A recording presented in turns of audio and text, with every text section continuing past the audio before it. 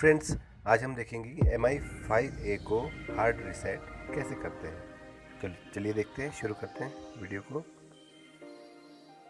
Mobile को switch off कर लेना है आपको और वॉल्यूम प्लस और पावर की को एक साथ प्रेस करें। सेट में लोगो आने के बाद आप पावर की को रिलीज़ कर दें, छोड़ दें।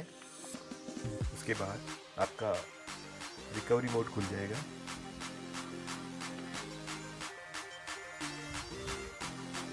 और रिकवरी मोड खुलने के बाद उसमें ऑप्शन आएगा वाइप का, वहाँ से अपने को वाइप कर लेना है।